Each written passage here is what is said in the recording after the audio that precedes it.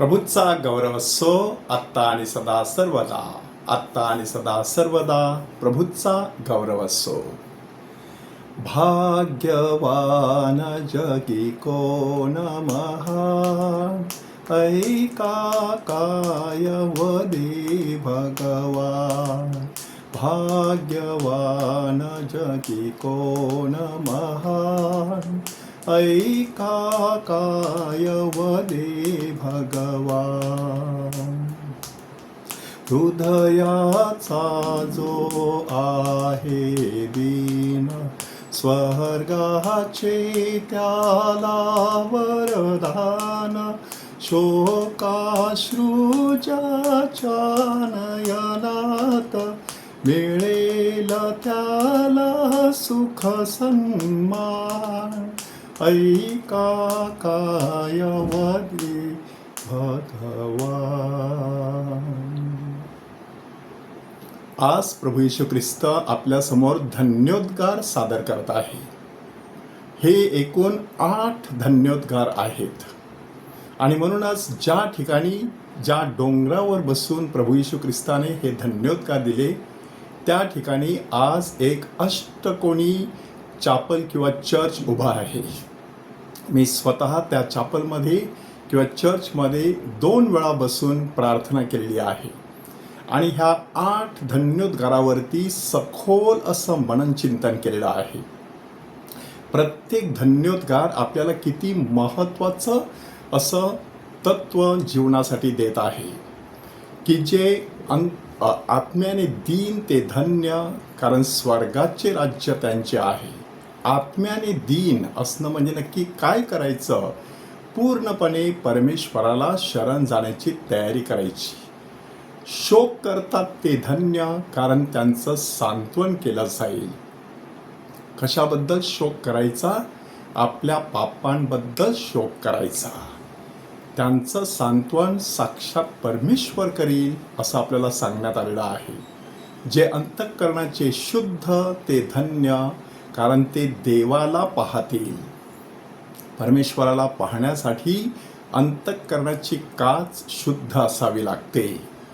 एखादा सूर्य तळपतो, परंतु काच जर घाणेरी असेल तर तिच्यातून त्या सूर्याचा प्रकाश स्पष्टपणे आपल्या खोलीमध्ये येऊ शकत नाही.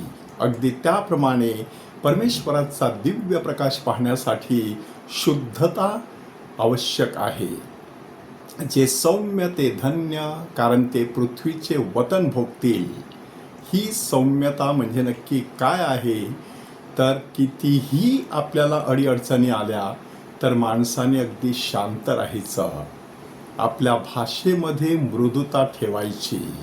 आपल्या वागण्यामध्ये हळूवारपणा ठेवायचा. ही सौम्यता मदर तेरेसाने जोपासली आणि पृथ्वीचे वतन भोगतील हे प्रभूचं भाकीत त्यांच्या ठाई पूर्णत्वास गेलं. शांती करणारे ते धन्य, कारण त्यांना देवाची मुले म्हणतील असं सांगण्यात आलेलं आहे. की शांती करायची म्हणजे नक्की काय करायचं? सातत्याने शांती सलोख्याची मनोवृत्ती ठेवायची. की प्रश्नाच्या मांडवात नाचून दोषारोप करत राहायचं नाही, तर उत्तराच्या मांडवात प्रवेश करून उपाय शोधण्याचा प्रयत्न करायचा आणि त्याद्वारे शांती भंग पावणार नाही ह्याची काळजी घ्यायची. नीतिमत्वासाठी भुकेले ते धन्य, कारण ते तृप्त केले जाईल. की माणसाची भूक आणि तहान धार्मिक स्वरूपाची जर असली तर परमेश्वर नक्कीच त्यांना तृप्त करणार आहे. अगस्तीनने हा अनुभव घेतला.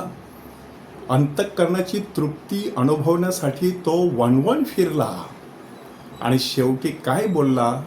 हे परमेश्वरा, आमची अंतःकरणे तुझ्यासाठी निर्माण करण्यात आलेली आहेत. ती तुझ्यामध्ये विसावा पावल्याशिवाय कधीच शांत होणार नाहीत. आणि त्याने तो अनुभव घेतला.